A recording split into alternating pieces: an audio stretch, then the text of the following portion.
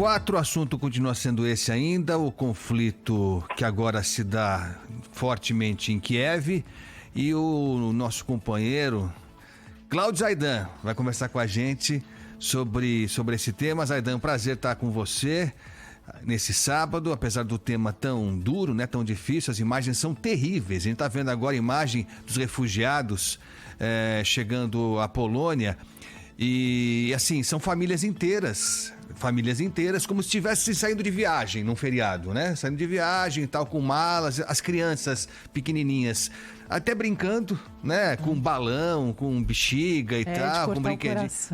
Assim, não tem ideia do que está acontecendo e não dá nem pra a gente imaginar qual vai ser o... É a inocência, né? É o retrato da inocência. E os pais não sabendo que destino terão daqui pra frente. Mas, Zaidan, eu queria começar com você sobre esse espanto que o Barão dizia pra gente, que o governo norte-americano está demonstrando pela resistência que a Ucrânia está demonstrando nessa ocupação que não aconteceu ainda, até que se saiba, não aconteceu ainda em Kiev. É surpreendente esse poder de reação da Ucrânia, Zaidan?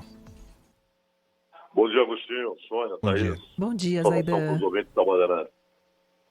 Bom, na verdade, a resistência em cidade, isso é histórico, né? Ela é sempre carnecida, desesperada. Uma resistência desesperada.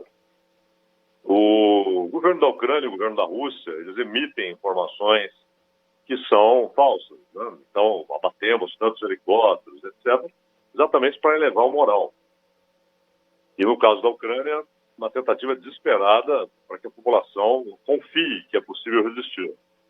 O fato é que a Rússia, em um dia e meio, chegou às bordas de Kiev e em 2 dias está lutando dentro da capital da Ucrânia.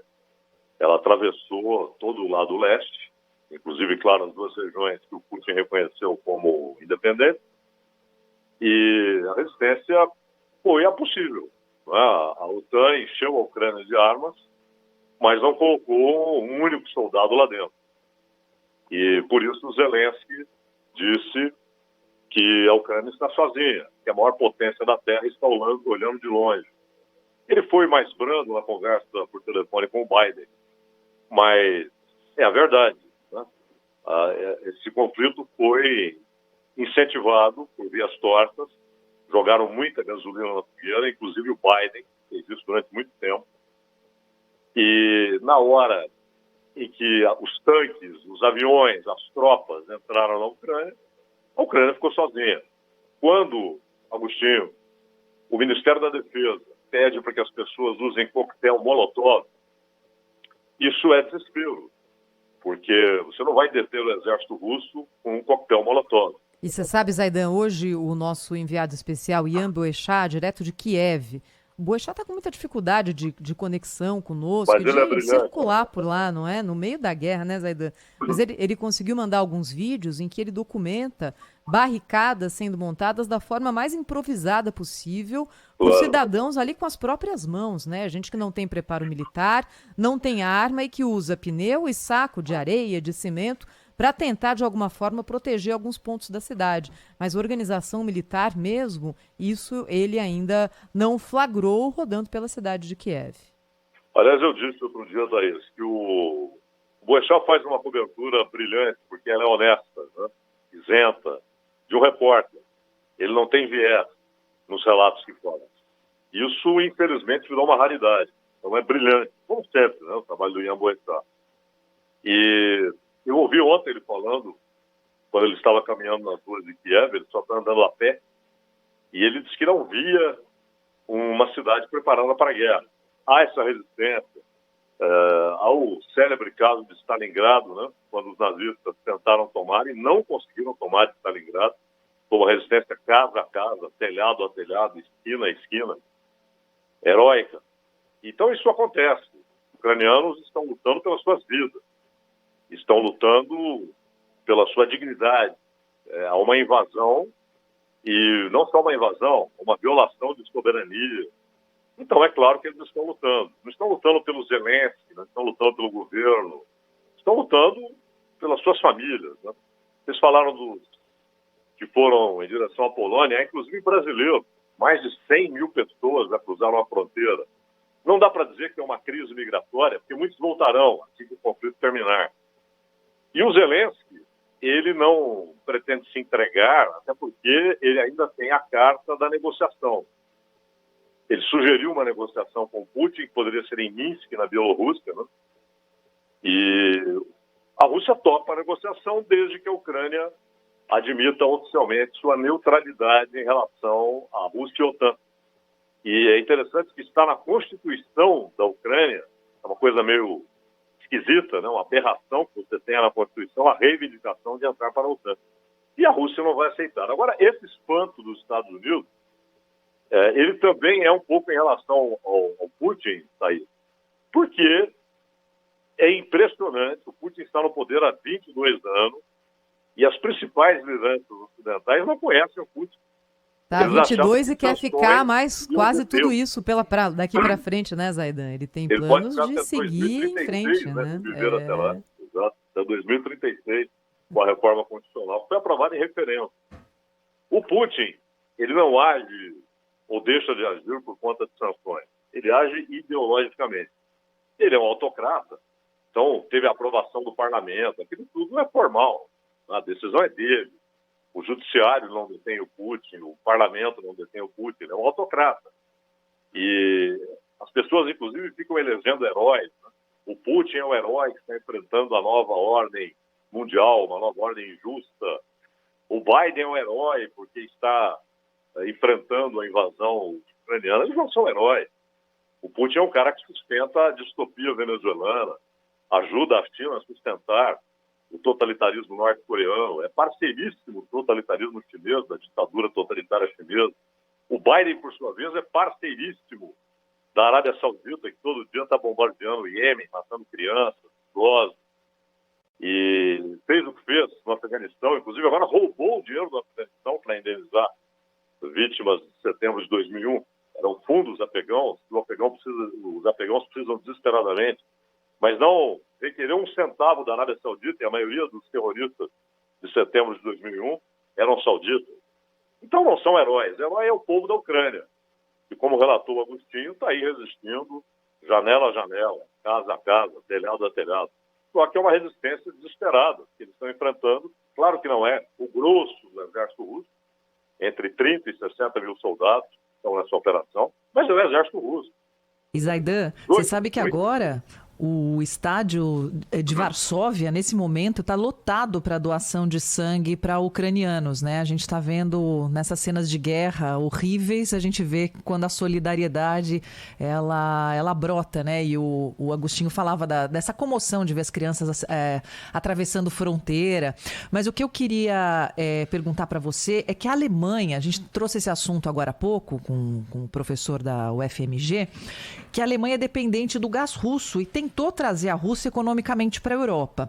Agora é criticada por não apoiar como esperava, né? Como esperavam, melhor dizendo, a Ucrânia.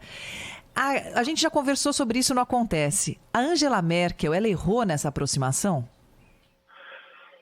Não, ela dependia disso, até porque a Alemanha tomou uma decisão, foi até criticada pela França, a Alemanha tomou a decisão de desmantelar as usinas nucleares. Foi uma concessão feita ao Partido Verde. Só que a Alemanha passou a se tornar dependente de carvão. E a Merkel até foi acusada, isso foi pouco noticiado no Brasil, mas ela foi acusada de atender interesses da indústria de carvão vegetal no oeste da Alemanha. Disseram até que ela era financiada, politicamente financiada, etc. Isso provocou uma certa crise interna. Então a Alemanha depende do gás. Ela foi buscar gás com quem tem gás e condições de fornecer esse gás de maneira eficiente, contínua e permanente. A Rússia tem. Hoje, com esse gasoduto, ela inclusive passa a não depender do território ucraniano para fornecer gás para a Europa Ocidental. A Rússia fornece 25% do gás utilizado pela Alemanha. Ela iria dobrar, porque já há um gasoduto em funcionamento e ele vai continuar funcionando, se a Rússia quiser, é claro. Mas a Alemanha não fechou o primeiro gasoduto.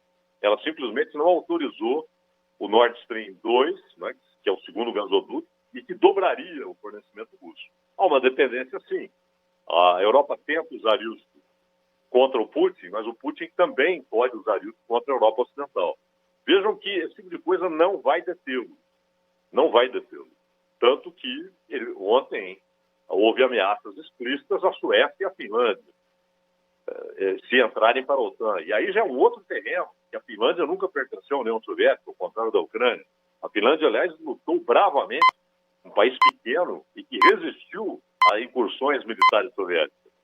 E a Suécia, um país nórdico, não tem qualquer ligação histórica com a Rússia, só a proximidade geográfica, diferentemente da Ucrânia. A Ucrânia tem um berço comum com a Rússia há 1000 anos, né? Em Kiev, inclusive. Kiev foi o berço ali da civilização russa.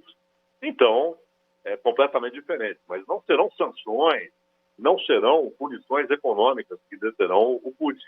E ele foi claro, ele falou, olha, se houver um conflito com a OTAN tem muito mais armamento, porque tem um conjunto de países do que a Rússia. Só que não haverá vencedores.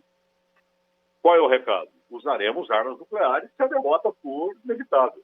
Zaidan, primeiro é o seguinte, né? Dá um orgulho danado, hein? Eu sou tiete mesmo, não tem disfarce. A gente entrevista, né, Thaís? Historiador, especialista em conflito internacional, tá tudo certo, a gente fica de boca aberta. Mas quando você tem um nosso falando desse jeito... Nós temos Cláudio Zaidan. Desculpa aí, mas é diferente. Ô Zaidan, você falou no comecinho aí sobre a isenção do Ian Boechat, né? Que realmente salta aos olhos, não é por estar com a gente não, mas é diferente mesmo. Eu queria falar um pouco sobre isso, porque a cobertura nossa, da imprensa brasileira como um todo, é bem peculiar, A gente estava comentando esses dias que ninguém aqui está defendendo o conflito armado, a solução com a guerra, nada disso. Mas há uma diferença da cobertura que é feita, por exemplo, no ataque feito pela Rússia à Ucrânia,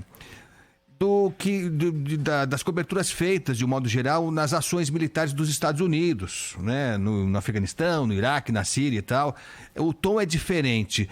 Com essa reorganização da ordem mundial que parece estar acontecendo agora, com a China ao lado da Rússia, enfim, os países europeus um tanto acuados, os Estados Unidos também, você acha que a tendência de que a gente veja o mundo de uma forma um pouco mais equilibrada, Zaidan, ou estou sonhando? Não, a cobertura, infelizmente, ela é desonesta, não só em relação a esse assunto, né? Ela é desonesta na política, ela é desonesta em vários aspectos. E veja que muita gente fala, poxa, o Bin Salman, o Mohammed Bin Salman, o ditador saudita, ele mandou matar o jornalista, o Khashoggi, lá no consulado em Istambul, e mandou mesmo. Não há dúvida, aquilo foi um assassinato por ordem do príncipe saudita. O Putin fez isso várias vezes, né? E antes dessa guerra, ninguém se espantava, por exemplo, se o presidente brasileiro visita o Putin ou recebe o Putin. Ninguém se espanta, pelo contrário, estende tapete vermelho quando Xi Jinping vem ao Brasil e ele lidera uma ditadura totalitária, está praticando genocídio contra os uigures. Então, a cobertura é, sim, tendenciosa. E nos Estados Unidos, particularmente, a imprensa ocidental, ela é muito influenciada pela imprensa dos Estados Unidos. Hoje você tem New York Times, Washington Post, CNN americana, NBC. Eles deixaram de fazer jornalismo, fazem panfletagem, né?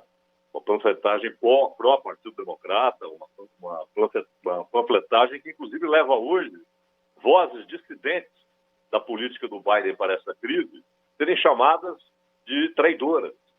São traidores, aqueles que se opõem à política do Biden. O Biden foi constrangedor coletiva depois do pronunciamento. O pronunciamento ele foi duro. Ele falou, olha, as sanções serão devastadoras. Quando começou a coletiva, e os repórteres passaram a inquiri-lo qual o resultado dessas punições, por exemplo, do consumidor de gasolina nos Estados Unidos, a gasolina está caríssima, $5 o galão na Califórnia, e perguntaram para ele se isso, de fato, levaria o Putin a recuar. Não, isso aí é a longo prazo. Então, ou seja, ele sabe já que as sanções não mudarão o cenário. O Lavrov chegou a dizer que a Rússia está acostumadíssima com sanções, isso não vai mudar a política de Estado. Agora, a punição pessoal ao Putin e ao Lavrov, mas com uma condição à parte. Eles podem viajar. Imagina, isso tudo é uma fantasia. ou há uma ação militar, e não haverá, o Biden sabe, e nesse ponto ele tem razão, porque se ele colocar soldado americano em território ucraniano, vira um conflito Rússia-Estados Unidos. E aí, meu amigo, aí você tem o pavio aceso para uma terceira guerra mundial, não há dúvida. Mas ele não pode ir muito além disso, só que a imprensa americana não questiona nada do que é feito pelo Biden e trata, inclusive, vozes dissidentes, não são apoiadores do Putin, é gente que questiona a política americana para essa situação. Essas pessoas são tratadas como traidoras da pátria, antipatrióticas. É um negócio lamentável. E isso se repercute na imprensa ocidental, mas há muito tempo. Não é essa guerra, essa crise que está expondo isso, né? Infelizmente, grande parte do jornalismo virou panfletagem. Cláudio Zaidan, nosso companheiro aqui na Rádio Bandeirantes há tantos e tantos anos e que tanto nos ajuda nesses momentos de questões internacionais que se tornam mais relevantes a entender o quadro inteiro, não é? Então, para a gente terminar a nossa conversa só hoje aqui, viu, Zaidan? No Jornal Gente, queria te perguntar o seguinte: de que forma você enxerga o papel do presidente ucraniano nessa história? A gente já contou aqui para o ouvinte da Rádio Bandeirantes várias vezes que Volodymyr Zelensky tem uma estreia na política justamente como presidente da República, num país que não tem uma tradição democrática longeva e que antes disso ele era um comediante de muito sucesso no país. A gente estava vendo agora, inclusive, na tela da Band News. Estranho, né? Zelensky como o personagem do programa de humor que ele protagonizava, em que ele era justamente o presidente da República. Ele não tinha experiência na negociação política e entrou justamente no cargo mais alto do país, num país que é sempre cercado de muita tensão e de muita necessidade de habilidade para negociação. De que forma você vê o papel dele nessa crise toda, Zaidan? O Zelensky, ele foi levado para a política principalmente pelas mãos dos irmãos Klitschko, né, aqueles dois campeões mundiais de boxe, o Vitor e o Vladimir. Aliás, um deles é prefeito de Kiev, foi quem decretou há poucas horas a lei marcial na capital e está, inclusive, armado, né, tiram fotos do Klitschko com metralhadoras, com fuzis, Kalashnikov, e os Klitschkos levaram ele para a política. E a Ucrânia, exatamente pela desesperança da população, porque o país atravessa uma crise econômica há muito tempo, desemprego alto, e houve um golpe em 2014, né, que inclusive teve participação dos Estados Unidos. Os Estados Unidos ajudaram aquele golpe de 2014. E o Zelensky acabou emergindo como um voto de dissidência, um voto de protesto, um voto no cara que não tinha nada a ver com a história política ucraniana. E há um lado dramático nessa história, Thaís, porque o Putin falou em atacar a estrutura nazista que existe na Ucrânia. E o Zelensky, ele não só é judeu, como ele teve ascendentes dele que morreram no Holocausto, o regime canalha do Hitler, né? Então, parte da família do Zelensky foi vítima da política assassina do Estado nazista. E é muito doloroso para ele ouvir que a Ucrânia tem estruturas nazistas. O problema é que, de fato, há um batalhão chamado Batalhão Azov, e que hoje está ligado ao Ministério do Interior, e que também atua como grupo paramilitar e até como grupo militar na fronteira com Donetsk e com Lugansk, e também, antigamente, agora não mais, que a Rússia atravessou aquilo ali, na proteção do Mar de Azov. A Rússia já fechou o Mar de Azov, então esse batalhão já foi dizimado em partes. Mas esse batalhão Azov é um batalhão nazista. Inclusive, eles usam uma braçadeira com o símbolo que era usado nos tanques alemães na Segunda Guerra, o mesmo símbolo, e usam também o símbolo do Sol Negro, que é outro símbolo nazista. Então, e esse pessoal odeia o Zelensky, até porque eles perseguem judeus na Ucrânia, eles perseguem minorias, homossexuais, etc., e perseguem claramente judeus. E o Zelensky é judeu. Então ele tem uma dissidência interna, gente que quer derrubá-lo, até matá-lo, né? E agora ele enfrenta uma guerra. O que ele pode... A Rússia colocou 3 opções para ele. Ele pode permanecer como alvo, alvo militar, alvo escolhido, portanto pode ser abatido. Ele pode fugir ou ele pode negociar. É o que ele está tentando agora. Ele tenta uma resistência militar desesperada, uma última resistência em Kiev, né? O último ponto de defesa que tem o Zelensky, que tem a Ucrânia. Se não for possível, ele vai tentar negociar para não ser abatido. Mas ele foi corajoso, porque, como o Barão disse, ele recebeu propostas para deixar a Ucrânia. A França falou, nós conseguimos tirar você daí. Os Estados Unidos disseram, nós conseguimos tirar você daí. E ele falou, não, eu não vou fugir. Seria ridículo eu, como chefe de Estado e de governo, fugir com o meu país em guerra. Então ele teve uma posição digna, porque ele sabe que ele é um alvo. Ele pode ser morto, mas também pode ser o cara que vai até Minsk, na Bielorrússia, negociar com o Putin em termos de rendição. Que é isso, né? Eles chamam de negociação bilateral. Serão, na verdade, se houver tal negociação, serão termos de rendição. Tá? Cláudio Zaidan, jornalista, apresentador do Bandeirantes Acontece, de segunda a sexta, 3 às 5 da tarde, aqui na Rádio Bandeirantes. Para quem não sabe, difícil o nosso ouvinte não saber. Obrigada, viu, Zaidan? Seja sempre muito bem-vindo aqui no Jornal Gente e um bom fim de semana para todos nós. Sou eu que agradeço. Uma alegria conversar com 3 grandes amigos. Um abraço. Outro, Zaidan.